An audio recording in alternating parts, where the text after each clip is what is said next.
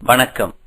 இட்ஸ்டிஃப் radio வழங்கும் அமரர் கல்கியின் பொன்னியின் செல்வன் முதல் பாகம் புதுவெள்ளம் 17ஆம் அத்தியாயம். குதிரை பாய்ந்தது. ஒப்புமை இல்லாத தன் சகோதரன் அருள்மொழிவர்மனுக்கு தகுந்த மணமகள் வானதிதான் என்று குந்தவை தீர்மானித்திருந்தாள். ஆனால் வானதியிடம் ஒரே ஒரு குறை இருந்தது. அது அவளுடைய பயந்த சுபாவம்தான். வீராதி வீரனை மணக்கப் போகிறவள், உலகத்தை ஒரு குடை நிழலில் ஆளப்போகும் புதல்வனை பெறப்போகிறவள் இப்படி பயங்கொள்ளியாயிருக்கலாமா? அவளுடைய பயந்த சுபாவத்தை மாற்றி அவளை தீரமுள்ள வீரமங்கையாக்க வேண்டுமென்று குந்தவை விரும்பினாள். அதற்காகவே இந்த பொம்மை முதலை விளையாட்டை ஏற்படுத்தியிருந்தாள். ஆனால் அந்த சோதனையில் கொடும்பாளூர் குமரி வெற்றியுடன் தேறிவிட்டாள். குழந்தை சோதிடர் வீட்டிலிருந்து குந்தவை தேவியும் வானதியும் திரும்பி வந்ததும் அன்னப்படகில் ஏறிக்கொண்டார்கள். படகு சிறிது தூரம் சென்றது. ஆற்றங்கரையில் இருபுறமும் மரமடர்ந்த ஓரிடத்தில் படகை நிறுத்திவிட்டு குந்தவையும் அவளுடைய தோழிகளும் நீரில் இறங்கி விளையாடுவது வழக்கம். அந்த இடத்துக்கு இன்றும் போய் அவர்கள் இறங்கினார்கள். எல்லாரும் இறங்கியானதும் அப்பெண்களில் ஒருத்தி, ஐயோ முதலை என்று கூவினாள். அவர்கள் எந்த பெரிய மரத்தில் அடியில் இறங்கினார்களோ அந்த மரத்துக்கு மறுபக்கத்தை அப்பெண் சுட்டிக்காட்டிக் கொண்டே முதலை முதலை என்று அலறினாள். உடனே எல்லா பெண்களும் சேர்ந்து ஐயோ முதலை, பயமாயிருக்கிறதே என்றெல்லாம் கூச்சலிட்டுக் கொண்டு ஓடினார்கள். ஆனால் பயந்த சுபாவம் உள்ள வானதி மட்டும் அச்சமயம் சிறிதும் பயப்படவில்லை. திறந்த வாயுள்ள பயங்கர முதலையை திடீரென்று சமீபத்தில் கண்டும் அவள் பீதியடைந்து விடவில்லை. மற்றவர்கள் எல்லாரும் குந்தவி தேவி கூறியிருந்தபடி மிகவும் பயந்தது போல் பாசாங்கு செய்தும் வானதி பயப்படவில்லை. அக்கா, முதலைக்கு தண்ணீரில் இருக்கும்போதுதான் பலமெல்லாம். கரையில் கிடக்கும்போது அதனால் ஒன்றும் செய்ய முடியாது. இவர்களை பயப்படாதிருக்கச் சொல்லுங்கள் என்றாள் கொடும்பாளூர் குமரி. அடி பொல்லாத கள்ளி, இது நிஜ முதலை அல்ல, பொம்மை முதலை என்பது உனக்கு முன்னாலேயே தெரியும் போலிருக்கிறது. யாரோ உனக்கு சொல்லி இருக்க வேண்டும் என்று மற்ற பெண்கள் கூறினார்கள். நிஜ முதலையாயிருந்தால் கூட எனக்கு பயம் கிடையாது. பல்லி கரப்பான் பூச்சிகளை கண்டால்தான் எனக்கு பயம் என்றாள் வானதி. இந்த சமயத்திலேதான் அப்பெண்களை பயங்கரமான முதலை வாயிலிருந்து காப்பாற்றுவதற்கு வந்தியத்தேவன் வந்து சேர்ந்தான். குதிரை மேலிருந்து ஒரே குதியாய் குதித்து ஓடி வந்து வேலையும் வீசினான். முதலைக்கு முன்புறத்தில் வந்து நின்று அந்த கம்பீர தோற்றமுடைய மங்கை பேசியதை கேட்ட வல்லவரையனுக்கு உடம்பு புல்லரித்தது.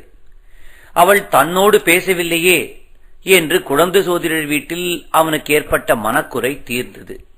ஆனால் அந்த முதலை, அவன் பின்னால் கிடந்த திறந்த வாயுடைய பயங்கர முதலை, ஏனோ அது அவனுக்கு மனச்சங்கடத்தை அளித்துக் கொண்டிருந்தது. முதலைக்கு முன்னால் இவள் வந்து நிற்கும் காரணம் என்ன? அதை பற்றி சிரமம் வேண்டாம் என்று இவள் சொல்வதின் பொருள் என்ன? இவ்வளவு நேரமும் அம்முதலை கிடந்த இடத்திலேயே கிடப்பதின் காரணம்தான் என்ன? அந்த யுவதி மேலும் பேசினாள். ஐயா, குழந்தையில் நீங்கள் அவசரப்பட்டு சோதிடர் வீட்டுக்குள்ளே வந்ததற்காக வருத்தம் தெரிவித்தீர்கள். அதற்கு மறுமொழி சொல்லாமலே நாங்கள் வந்துவிட்டோம். இதிலிருந்து சோழ நாட்டு பெண்களே மரியாதை அறியாதவர்கள் என்ற கருத்து உங்களுக்கு ஏற்பட்டிருக்கலாம். அப்படி நீங்கள் எண்ணிக்கொள்ள வேண்டாம். என்னுடன் வந்த பெண்ணுக்கு திடீரென்று மயக்கம் வந்துவிட்டபடியால் என் மனம் சிறிது கலங்கி இருந்தது. ஆகையினால்தான் தங்களுக்கு மறுமொழி சொல்லவில்லை. அடடா, இது என்ன இனிமையான குரல்! இவள் பேசும் மொழிகளை கேட்டு என் நெஞ்சு ஏன் இப்படி பொங்குகிறது? தொண்டை ஏன் விக்கிக் கொள்கிறது?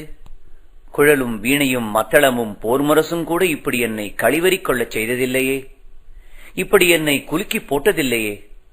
இந்த மங்கையின் பேச்சில் குறுக்கிட்டு ஏதேனும் சொல்ல வேண்டுமென்று பார்த்தால் ஏன் என்னால் முடியவில்லை? ஏன் நாக்கு மேல் அன்னத்தில் இப்படி ஒட்டிக்கொள்கிறது? ஏன் இப்படி காற்றோட்டம் அடியோடு நின்று போயிருக்கிறது? ஏன் இந்த அரிசலாற்றின் வெள்ளம் ஓடாமல் நின்றிருக்கிறது? அப்புறம் இந்த முதலை, இது ஏன் இப்படி சும்மா கிடக்கிறது? வந்தியத்தேவனுடைய உள்ளம் இவ்வாறு தத்தளிக்கையில் அந்த மங்கையின் குரல் மேலும் கனவில் கேட்பது போல் கேட்டது. அவலை பெண்களாகிய எங்களை காப்பாற்றுவதற்காக எண்ணிக்கொண்டுதான் இந்த காரியம் செய்தீர்கள். முதலையின் மேல் வேலை எறிந்தீர்கள். இவ்வளவு வேகமாகவும் குறி தவறாமலும் வேலேறக்கூடிய வீரர்களை காண்பது அரிது. மரத்தடியில் ஒதுங்கி நின்று கேட்டுக்கொண்டிருந்த பெண்கள் இப்போது மறுபடியும் கலீர் என்று சிரித்தார்கள். அச்சிரிப்பினால் வந்தியத்தேவனுடைய மோகக் கனவு கலைந்தது. அந்த மங்கையின் பேச்சாகிய மாய மந்திர தலை படீர் என்று அறுபட்டது. முதலையை இன்னொரு தடவை உற்று பார்த்தான். எதிரே இருந்த பெண்ணை சற்றும் பொருட்படுத்தாமல் விலகிச் சென்று முதலையின் சமீபம் அடைந்தான். அதன் முதுகில் பாய்ந்திருந்த தன் வேலை அசைத்து எடுத்தான். வேல் குத்தியிருந்த துவாரத்தின் வழியாக ரத்தம் பீரிட்டுக் கொண்டு வரவில்லை.